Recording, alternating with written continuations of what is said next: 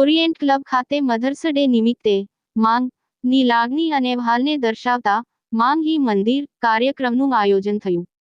છેલ્લા 25 થી 30 વર્ષથી અજીત પટેલ સમાજમાં માતાના મહત્વને ધ્યાનમાં રાખીને નિઃશુલ્ક રીતે કાર્યક્રમો કરતા આવ્યા છે। અમદાવાદની ધી ઓરિએન્ટ ક્લબ ખાતે મધર્સ ડે નિમિત્તે માંગી મંદિર કાર્યક્રમનું આયોજન કરવામાં આવ્યું હતું।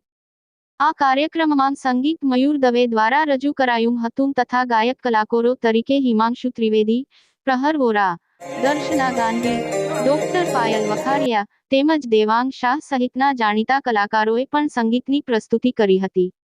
આ કાર્યક્રમમાં રસદર્શન લિપિ ઓઝા દ્વારા કરાવવામાં આવ્યું હતું। કોરિયોગ્રાફર હની દાંડવાલા પણ હું ગામનો વતની છું, ઓરિએન્ટ ક્લબની અંદર પ્રેસિડેન્ટ છું। હું છેલ્લા 30 વર્ષથી મધર્સ ડે ઉપર કાર્યક્રમ કરું છું અને સારા સંગીતકારો જોડે અને સારા સિંગરો જોડે હું આખા કાર્યક્રમનું આયોજન કરીએ છીએ।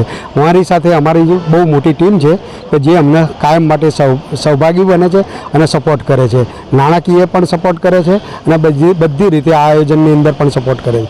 આજનું આયોજન એટલા માટે કર્યું છે કે અત્યારે મધર આપણી દરેક જણની માતાની વાત કરી રહ્યો છું કે જે દુઃખી પણ હોય છે અને કંઈક ભૂખી પણ હોય છે। એટલે આપણી જગતની માતા દુઃખી ના રહે અને ભૂખી ના રહે એના માટેનો મારો આ એક સંદેશ છે। ઘરડા ઘરમાં જતા આ માતાઓ રોકાઈ જાય અને આપણે માતાની વધારેમાં વધારે કેર કરીએ એના માટેનો અમારો આ અથાગ પ્રયત્ન છે અને દર વર્ષે મધર્સ ડે ઉપર અમે આ કાર્યક્રમ રાખીએ છીએ। મધર્સને બીજા દુનિયાનો તો મધર્સ ડે તરીકે ઉજવે છે પણ આપણી દુનિયાની અંદર ભારત દેશની અંદર માતાના આપણે પૂજનીય તરીકે વર્તીએ છીએ અને પૂજા તરીકે આજે આપણે પૂજાનો દિવસ રાખ્યો છે। માતાનો મધર્સ ડે તો ઠીક છે પણ આજે માતાનો દરેક જણની માતાને આજે પૂજવી જોઈએ એવો અમારો આશય છે। કારણ શું કે માતા આપણને જન્મ આપે છે જ્યારથી આ પૃથ્વીનું અને જ્યારથી આ સૃષ્ટિનું અસ્તિત્વ થયું છે ત્યારથી આજ દિન સુધી જો કોઈ શ્રેષ્ઠ જીવ હોય તો એ મા છે। માને લાગણી અને વાચા એ બંને ગમે ત્યારે પણ મુરઝાઈ જાય છે। એ શાના માટે તો એનું એક ઉદાહરણ આપીશ કે આપણું અંગ છે એ અંગની અંદરથી જો એક આંગળી આપણે છૂટી પાડી દઈએ તો એ આંગળીને તકલીફ નથી પડતી પણ તકલીફ આપણા અંગને પડે છે। એવી રીતે માતાના અંગની અંદરથી આપણે છૂટા પડેલા છીએ માટે તકલીફ એ બાળકને નથી પડતી પણ એ માતાને પડે છે અને માતાને એ કાયમ માટે એટલા માટે એવી એટલી બધી સેન્સિટિવ રહે છે પોતાના બાળક માટે પોતાનો જીવ આપી દેવા માટે તૈયાર થાય છે।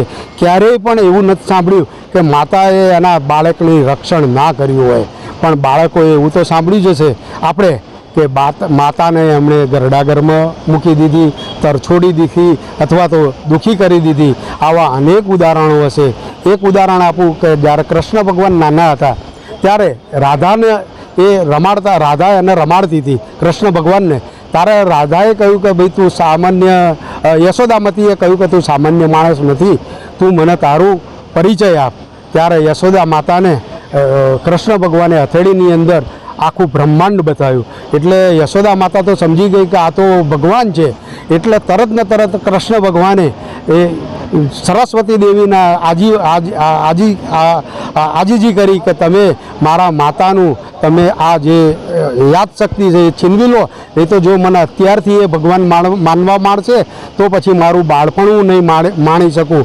એટલા માટે સરસ્વતી દેવી એના જીવ ઉપર વાસ કર્યો અને માતાનું એને યાદશક્તિ હતી એ છીનવી લીધી। એટલે કૃષ્ણ ભગવાન એટલે ટૂંકમાં આપણા ભગવાન એ ભગવાનને પણ બાળપણ એ માણવું હોય છે અને માટે જ આપણા શાસ્ત્રોની અંદર લખેલું છે કે જો આપણે ભગવાનની પૂજા કરવી હોય તો ભગવાનની પૂજા કરતાં પહેલાં તમે માની પૂજા કરો, ભગવાન તો તમને ઓટોમેટિક મળી જશે।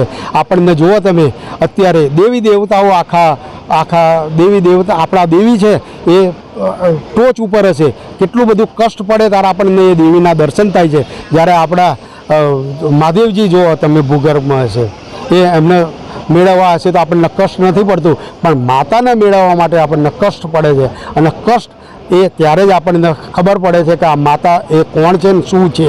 જો આપણે આટલી જ વસ્તુ સમજીએ ને તો આપણે કોઈ માતા દુઃખી ના રહે ને કોઈ માતા ભૂખી ના રહે।